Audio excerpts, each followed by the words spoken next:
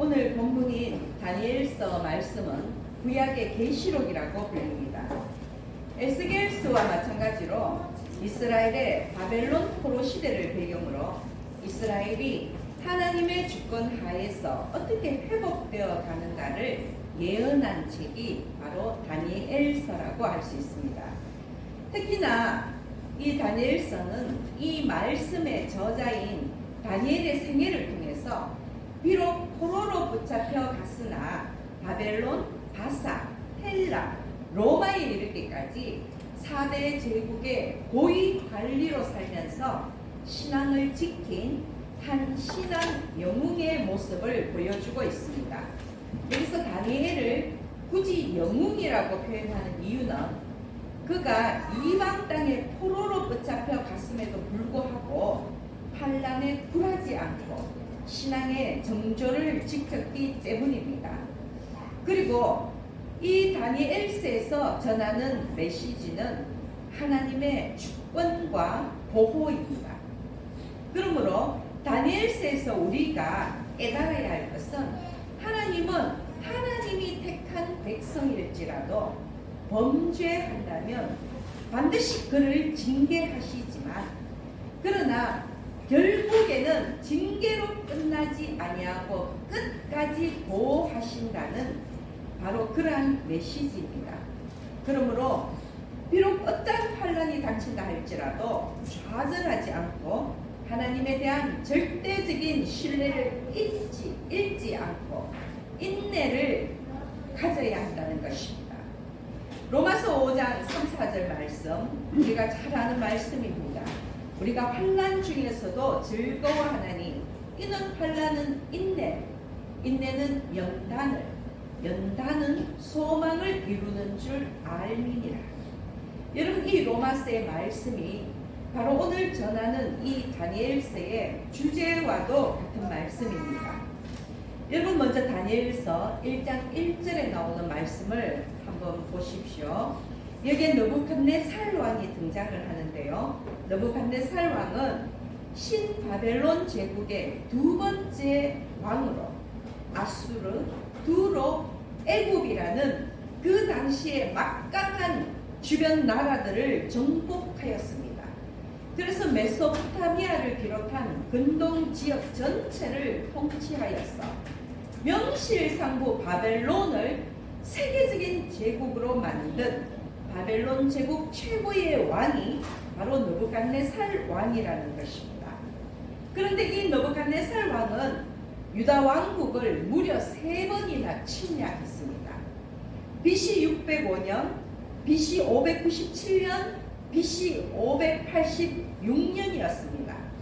느부갓네살 왕이 이 예루살렘을 침략한 이유는요, 남유다가 아프리카나 근동 아시아 지역으로 세력을 뻗치기 위해서는 반드시 필요한 전략적인 요충지였기 때문입니다. 이 유다를 통해서 그 아프리카라면 그 당시 애굽 나라입니다. 그 애굽과 근동 아시아로 뻗어나갈 수 있기 때문이라는 것입니다. 그런데 여기에 지금 이 다니엘 1장의 배경은 바로 첫 번째 침략했을 때 이 느부갓네살 왕이 바벨론의 이 왕이 예루살렘을 처음 침략했을 때를 배경으로 하고 있습니다. 이렇게 예루살렘을 침략한 느부갓네살 왕은 예루살렘 성전에 있는 모든 기구, 특별히 구별하여서 하나님께 제사 드릴 때에 쓰이는 그러한 성전 기구의 대부분을 탈취해서 바벨론 신전에 있는 보물 창고에 그의 전리품으로 두었습니다. 그런데 그것뿐만이 아닙니다. 이러한 전리품만을 가져간 것이 아니라 오늘 말씀에 나와 있듯이 왕족과 귀족들의 자제 중에서 뛰어난 자들을 포로로 데려갔어 바벨론의 학문과 언어를 가르치게 했습니다. 4절 말씀을 보면요, 흠이 없고 용모가 아름다우며 모든 지혜를 통찰하며 지식에 통달하며 학문에 익숙하여 왕궁에 설 만한 소년들을 데려갔다는 것입니다. 여러분 지금 이 표현에 의하면 소위 가문은 물론이요, 왕이나 왕족이나 귀족의 자제를 데려가기 때문에 가문은 물론이요, 용모와 지혜가 우수한 15세에서 20세에 이르는 그런 소년들, 소위 최상위 영재들을 데려가서 바벨론 교육을 시키고 왕을 섬기는 신하로 만들겠다는 것이었습니다. 여러분, 그런데 표면적으로는 분명히 포로로 붙잡혀가지만 이 예루살렘의 우수한 영재를 영입하여서 그 왕의 신하로 삼음으로 인해서 바벨론 왕의 왕권을 강화할 뿐만이 아니라 피지배국을 견제하기 위한 볼모로 삼았다는 것입니다. 왕의 인재로 키우기 위해서 또한 왕의 음식과 왕의 포도주를 먹게 하고 3년의 교육 기간을 거친 후에 비로소 왕 앞에 서게 되는데, 여러분 한번 생각해 보십시오. 나이도 어린 소년들이 나라는 물론 가족들을 떠나서 이국 땅의 왕궁에서 아주 융숭한 대접을 받으며 그 나라 음식을 먹고 그 나라의 언어를 쓰고 그 나라의 교육을 받게 된다면 결국 마침내 그 나라에 동화되어 버리는 것 아니겠습니까? 이 바벨론에서 붙잡아간 포로들을 포로로 학대하는 것이 아니라 왕실에서 최고의 교육과 최고의 대접을 받게 한다면 이 어린 포로들은 더더욱 쉽게 이방 나라에 동화되어 버린다는 것입니다. 우리나라에도 일제강점기 그 시대가 있었지 않습니까? 일본식 교육과 일본어를 쓰게 하는 것과 똑같은 맥락입니다. 한국 사람이 아닌 일본 사람을 만들기 위해서입니다. 유다의 자손이 아닌 바벨론 사람을 만들기 위해서 왕궁에서는 포로를 붙잡아가서 바로 바벨론식 교육을 시켰다는 것입니다. 바벨론 왕궁에 포로로 붙잡혀온 대부분의 소년들은 그렇게 길들여지고 동화되어서 바벨론의 박수와 술객으로 서였습니다. 박수나 술객이라는 이 직책은요, 왕의 종교적인 자문 역할을 하는 그러한 자들이었습니다. 당시는 제정 일치시대였습니다. 종교와 제사가 분리되지 않은 그런 시대였기에 바벨론의 박수와 술객들은 각 지역을 대표하는 종교 전문가들이었고요. 이들은 또한 정치적으로도 아주 막강한 세력을 과시했습니다. 왕의 통치에 큰 영향력을 행사했던 최고의 지식층이라고 생각하면 됩니다. 바벨론 최고의 지식층이 바로 왕을 섬겼던 박수와 술객이라는 것입니다.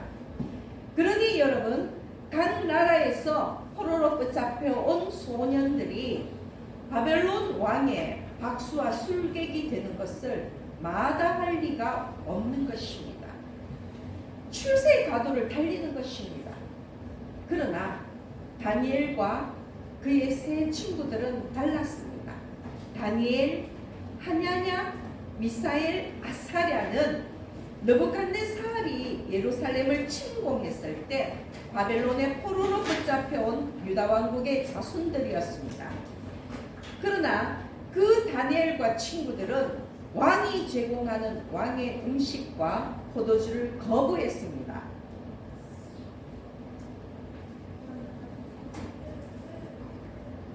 사실 왕의 음식과 포도주는 최상의 음식입니다.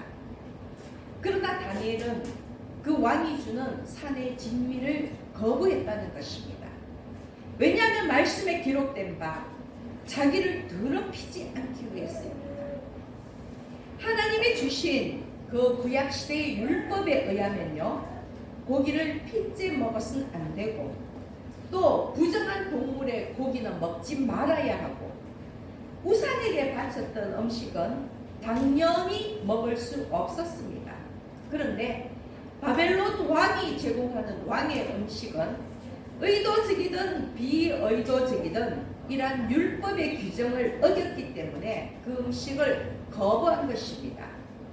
물론 우리는 지금 예수 그리스도에 의해서 성취된 신약의 시대를 살고 있기에 이러한 율법으로부터는 자유롭지만, 그러나 다니엘이 살고 있던 그 다니엘의 시대에 율법을 어긴다는 것은 하나님을 부정하는 것입니다. 그래서 다니엘과 그 친구들은 왕의 음식을 거부했습니다. 그들의 신앙의 정절을 지킨 것입니다. 오직 여호와 하나님만을 섬기겠다는 그들의 신앙의 결단을 보여준 것입니다. 그리고 이 일은 어찌 보면 바벨론에서 다니엘이 시작한 첫 번째 영적 전쟁이었습니다. 한관장에 그 다니엘과 같은 포로 소년들을 돌보고 있는 한관장의 도움을 얻지 못한다면 왕의 음식을 거부한다는 것은 불가능한 일이었고, 또한 왕의 음식을 거부해서 행여나 건강을 잃게 된다면 다니엘은 물론 한관장 역시 책임을 물어서 무사할 수 없는 일이었기 때문입니다. 그러나 8절을 보시면 다니엘은 뜻을 정했습니다. 무슨 일이 있어도 자신의 몸과 마음을 거룩하게 구별하여서 하나님 신앙을 지키겠노라고 결단한 것입니다.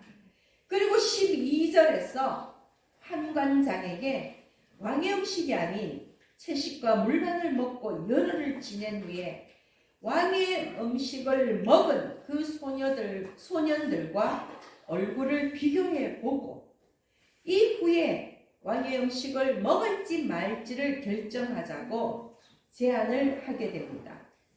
다니엘과 세 친구의 그 마음 속에 창조주 하나님을 향한 절대적인 신뢰가 없다면 불가능한 일입니다.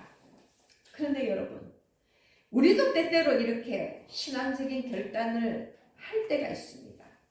하나님의 뜻과 계획에 우리의 삶을 던지겠노라고 결단하며 선포합니다. 그러나 하나님의 절대적인 권능에 대한 확신이 없어서 의심하고 불안해하다가 결국 인간의 욕심 때문에 포기하고 맙니다. 처음에는 믿음으로 시작했지만 시간이 지나면 지날수록 회의와 갈등에 사로잡혀서 포기해버리는 것입니다. 그리고는요, 정말로 신앙을 위한 본격적인 싸움을 시작하기도 전에 스스로의 싸움에 져버립니다. 자신과의 싸움에 지고 만다는 것입니다. 뭔가를 시작도 해보기 전에 스스로에게 져서 무너져 버리고 만다는 것입니다. 그러나 다니엘은 뜻을 정했습니다. 그리고 포기하지 않았습니다. 왕의 음식을 거부한다는 것은 바벨론의 입장에서는요, 바벨론이 섬기는 그들의 신까지도 거부하는 소위 일종의 반항으로 보이는 매우 위험한 행동이었지만 다니엘과 그 친구들은 신앙적인 결단과 용기를 잃지 않았습니다. 그런데 왕의 음식을 거부한 결과는 어땠습니까? 15절을 보면 열흘 후에 그들의 얼굴이 더욱 아름답고 살이 더욱 윤택하여 왕의 음식을 먹는 다른 소년들보다 더 좋아 보인지라. 여러분, 이것이 정녕 하나님이 살아계신 증거가 아니겠습니까? 우리는 이 말씀을 읽다가 보면요, 불과 열흘 사이에 뭐가 그렇게 표가 날까 생각할 수도 있지만 여기에서 열흘이라는 것은 정말로 정확하게 하루, 이틀, 사흘을 헤아린 그 10일이라기보다는 채식과 물을 먹은 다니엘과 그 친구들, 그리고 왕의 음식을 먹은 다른 소년들과의 그 결과를 비교할 수 있는 충분한 시간이었을 것입니다. 하나님은 신앙의 지조를 지킨 다니엘과 그 친구들에게 건강은 물론이고요, 15절 말씀이 증거하는 바와 같이 정말 더욱 아름답고 더욱 윤택하게 주셨을 뿐만이 아니라 당대의 모든 지식과 학문과 기술을 습득하게 하시고 지혜와 명철까지도 더하셨다는 것입니다. 안팎 100% 하나님께서 다듬어 주셨다는 것입니다. 거기다가 다니엘은 환상과 꿈을 해석하는 능력까지도 부여받았습니다. 그리고 드디어 환관장이 다니엘과 하나냐와 미사엘과 아사랴를 왕 앞에 데리고 갔을 때에 그들의 지혜와 총명이 온 나라의 박수와 술객보다 10배나 낫다고 했습니다. 그 뛰어난 자들이 뽑혀서 왕 앞에 섰을 것입니다. 최고의 지식층들이 왕 앞에 나열해 있었을 것입니다. 그런데 그들보다도 10배나 나았다는 것은 그 거대한 바벨론 제국에서 그 뛰어난 인재들보다 더 뛰어났고 그들을 따라올 자가 없었다는 것입니다. 요즘 표현으로 다니엘과 그의 세 친구들은 완전 넘사벽이었습니다. 그리고 기록을 보면요, 다니엘은 이스라엘 민족의 그 바벨론 포로 생활이 종결되던 해, 바벨론의 포로로 잡혀 있었던 기간이 70년 아닙니까? 그 70년이 끝나던 해에 공직에서 물러났고요. 이후에도 다니엘은 이스라엘로 돌아가지 아니하고 바벨론에 남았어 하나님의 그 소명을 감당하였다는 그러한 기록이 있습니다. 여러분, 제가 여기까지 말씀을 드렸습니다. 다니엘 1장에서 두드러지는 내용은 왕의 음식과 그리고 다니엘과 그 세 친구가 먹었던 채식입니다. 한마디로 왕의 음식은 산의 진미였고 우상에게 바쳐진 음식입니다. 채식은요, 콩과 같은 곡식과 채소를 의미하는 아주 소박한 음식이지만 하나님을 거스르지 않는, 율법을 거스르지 않는 음식입니다. 왕의 음식을 먹지 않고 채식을 하면 얼굴이 초췌해지고 또래 소년들보다 성장이나 외모가 부실할 것이라고 환관장은 염려했지만 결과는 오히려 얼굴도 몸도 지혜도 왕의 음식을 먹는 자들보다 더 윤택하였고 그 나라의 박수와 술객보다 10배나 더 뛰어난 지식과 지혜가 충만하였다고 기록하고 있습니다. 여러 말이 필요 없습니다. 신앙의 결단을 통해서 세상의 기준과 잣대에서 벗어나고 세상 풍조로부터 구별될 때 우리 하나님은 더 풍성한 은혜와 복으로 채우시는 것입니다. 믿으십니까, 여러분? 아멘. 저도 확신하면서 말씀을 드립니다. 여러분이 우리가 하나님의 자녀로 확실하게 구별된다면 하나님께서 우리를 끝까지 책임지시고 보호하신다는 것입니다. 삶의 환난까지도 신앙의 자양분이 되게 하십니다. 세상이 주는 것과는 비교할 수 없는 더 풍성한 하늘의 복으로 채워주신다는 것입니다. 그러므로 여러분, 세상 사람과 비교하면서 세상 사람처럼 살지 마시고 다니엘처럼 뜻을 정하여서 자기를 거룩하게 구별해야 하는 것입니다. 지금 이 다니엘서에서 다니엘의 생애를 통해서 하나님께서 우리에게 주시는 말씀은 그것입니다. 하나님의 자녀로 구별하라는 것입니다. 그렇다면 끝까지 내가 너희를 인도하고 보호하겠다는 것입니다. 세상이 줄 수 없는 것으로 내가 너희를 충만하게 채우겠다는 그 말씀입니다. 그런데 여러분, 오늘 말씀의 제목을 보십시오. 제가 주목한 곳이 있습니다. 또한 우리가 다 함께 간과하지 말아야 하는 부분입니다. 다니엘과 그 친구들이 바벨론의 포로로 붙잡혀 왔을 때에 왕궁에 있는 그 환관장이 가장 먼저 한 일이 무엇입니까? 7절 말씀을 보십시오. 환관장이 다니엘과 그 세 친구들의 이름을 고쳤다는 것입니다. 7절을 읽어보겠습니다. 환관장이 그들의 이름을 고쳐 고쳐 다니엘은 벨드사살이라고 하고, 하나냐는 사드락이라고 하고, 미사엘은 메삭이라고 하고, 아사랴는 아벤누고라 하였더라. 여러분, 이 유다식, 이스라엘식 이름을 바벨론식 이름으로 다 고쳐버렸다는 것입니다. 저는 어린 시절부터 이 성경을 읽고 외울 때에요, 다니엘은 그대로 다니엘인데 이상하게도 그 친구들은 항상 메삭과 사드락과 아벤누고라고 알고 있었다는 것입니다. 소위 바벨론식 이름으로 기억하고 있었던 것입니다. 바꿔진 이름으로 부른다는 것이 어찌 보면 너무 사소한 것 같지만 그 이름의 의미를 생각해 본다면 이것은 너무 두려운 일이었습니다. 여러분, 다니엘이라는 이름의 뜻은요, 하나님이 나의 심판자라는 뜻입니다. 하나님이 나의 심판자이시다. 결국 이 다니엘이라는 이름에 담긴 의미는 하나님의 주권과 구원의 섭리를 나타내는 것입니다. 하나님이 나의 주인이시라는 것입니다. 오직 하나님이 나의 심판주이시라는 것입니다. 그런데 이 이름이 벨드사살로 바뀌었습니다. 벨드사살이라는 이 바벨론식 이름의 뜻은요, 벨이여 그의 생명을 지켜주소서, 또는 벨이여 그의 생명을 보존하소서라는 뜻입니다. 벨은 누구냐면 바벨론 최고의 신입니다. 바벨론에서 그들이 믿는 신들 중에, 여러 신들 중에서 가장 중요한 신의 이름이 벨입니다.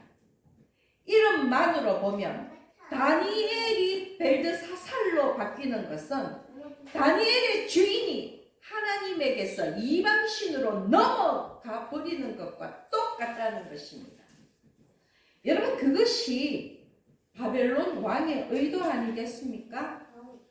유다 자손이 바벨론 제국의 신하가 되듯이 하나님의 주권이 벨에게로 옮겨짐을 의도한 것입니다.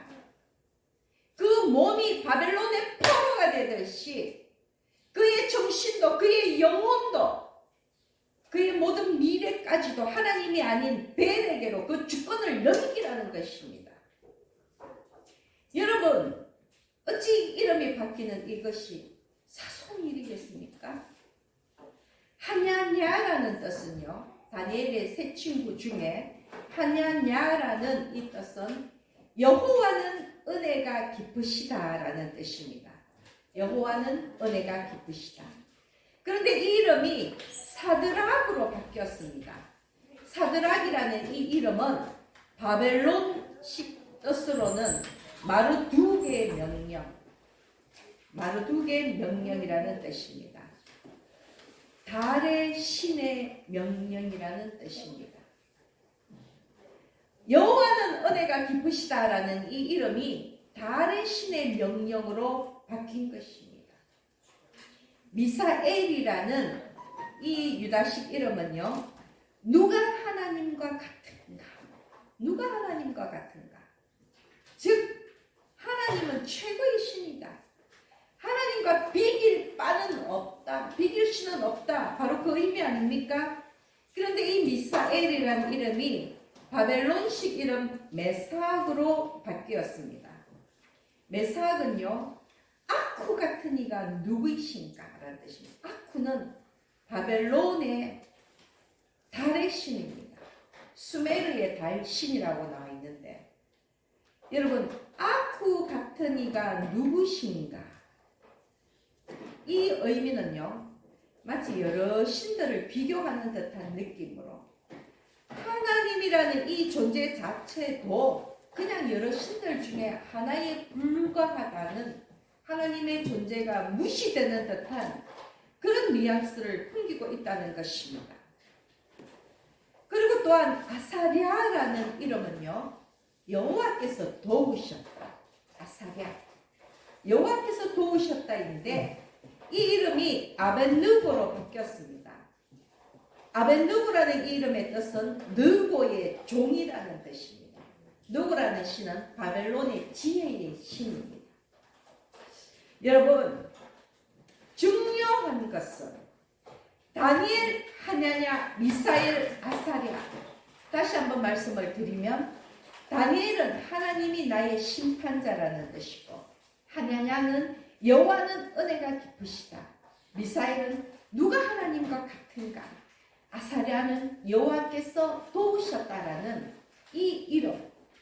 다니엘, 하냐냐, 미사엘, 아사랴는 이 본래 이름에는 모두 여호와라는 하나님의 이름이 들어가 있습니다.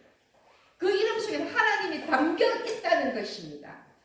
그런데 바뀐 이름을 보십시오. 벨드사살, 사드락, 메삭, 아벤누고는 전부 바벨론 신의 이름이 들어가 있다는 것입니다. 다니엘, 하나냐, 미사엘, 아사랴는 하나님을 찬양하는 이름인데, 하나님의 주권을 인정하는 이름인데, 벨드사살, 사드락, 메삭, 아벤노고는 이방신을 찬양하는, 이방신의 주권을 인정하는 그런 이름이라는 것입니다. 유다식 이름에서 바벨론식 이름으로 바뀐다는 것은 엄청난 의미가 있다는 것입니다. 이름의 정확한 의미도 모른 채 내도록 다니엘, 메삭, 사드락, 아벤누고라고 외웠던 그 어린 시절을 생각하니까 사실 좀 부끄러웠습니다. 여러분, 저도 모르는 사이에 이방신의 이름을 외치고 있었다는 것입니다. 사실 정복자가 피정복자의 이름을 바꾸는 것은 흔하면서도 당연한 이야기입니다. 자기 나라의 말로 새로운 이름을 부여함으로 인해서 이제 너는 내 것이라는 그런 주권을 행사하는 일입니다. 그래서 다니엘과 세 친구의 이름은 바벨론의 포로로 붙잡혀 갔기 때문에 그 당시 당연히 바벨론은 하나님을 표시하는 그 이름에서 이방신을 표시하는 이름으로 바꾸었던 것입니다. 그런데 다시 한번 말씀을 드리지만 어찌 이것이 단순한 일이겠습니까? 하나님을 찬양하는 그 이름이 이방신을 찬양하는 그 이름으로 바뀌었다는 것은 단순한 일이 아닙니다, 여러분. 가벼운 일이 아닙니다. 하나님의 자녀에서 원수의 자녀로 신분이 바뀌는 것입니다. 구원의 자리에서 멸망의 자리로 옮겨가는 것입니다. 우리는 이 일이 얼마나 중요한 일이며 이것이 바로 마귀의 괴계라는 것을 기억해야 합니다. 만약 다니엘이 벨드사살이라는 그 이름에 만족하고 왕의 음식을 먹으며 바벨론의 박수와 술객으로 충성하며 살았다면 그는 살아생전은 그 바벨론이라는 그 위대한 제국에서 부귀영화를 누렸을지는 모르지만 죽어서는 지옥불에 던져졌을 것입니다. 그러나 다니엘과 세 친구는 바벨론식 이름, 바벨론 교육과 문화에 굴복하지 않았습니다. 우상의 음식을 거부했습니다. 그들 스스로는 다니엘과 하나냐와 미사엘과 아사랴라는 그들 조상의 하나님, 그리고 그들의 하나님이 그들에게 주신 그 이름을 지킨 것입니다. 그래서 오히려 그들은 소명을 감당하면서 70년이라는 그 긴 포로 시대를 바벨론 왕의 신임을 받으며 최고의 관리로 살 수 있었던 것입니다. 여러분, 여러분에게 권면합니다. 여러분의 이름을 지키십시오. 여러분의 그 이름, 그 육신의 이름보다도 여러분을 향한 여러분의 하나님께서, 우리의 하나님이 우리에게 허락하신 그 소명의 이름을 지키시기를 바랍니다. 하나님의 뜻을 기억하십시오. 그리고 여러분의 소명을 감당하시기를 바랍니다. 그것이 하나님의 자녀로 사는 길입니다. 그럴 때 하나님께서 끝까지 여러분과 함께 하시며 여러분을 지키십니다. 후의 기록을 보면요, 말씀을 읽어보면 다니엘을 사자 굴 속에서도 지켜주셨습니다. 그 세 친구들은 팔팔 끓는 풀무불 가운데서도 지켜주셨습니다.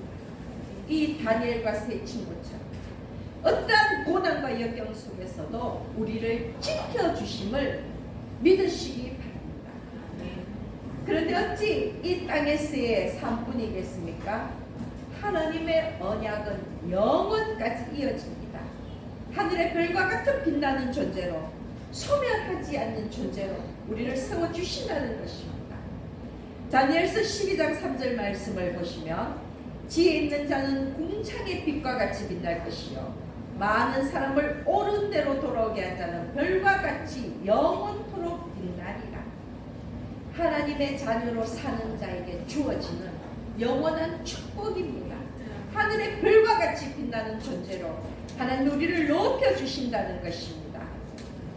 사랑하는 여러분, 하나님께로 향한 소망을 굳게 잡고 인내하십시오. 신앙의 정조를 지켜서 세상과 구별되는 삶을 사시기 바랍니다. 반드시 여러분을 향한 하나님의 뜻과 계획을 이루신다는 것을 믿고 인내하시는 여러분 되시기를 바랍니다. 그러므로 오늘 함께 말씀을 나눈 열방계 여러분 모두가 다니엘처럼 뜻을 정하여서 영육을 거룩하게 구별하고 각자에게 허락하신 아름다운 소명의 이름을 지키시기를, 그리하여 궁창의 빛과 같이 별과 같이 영원히 빛나기를 예수님의 이름으로 축복합니다.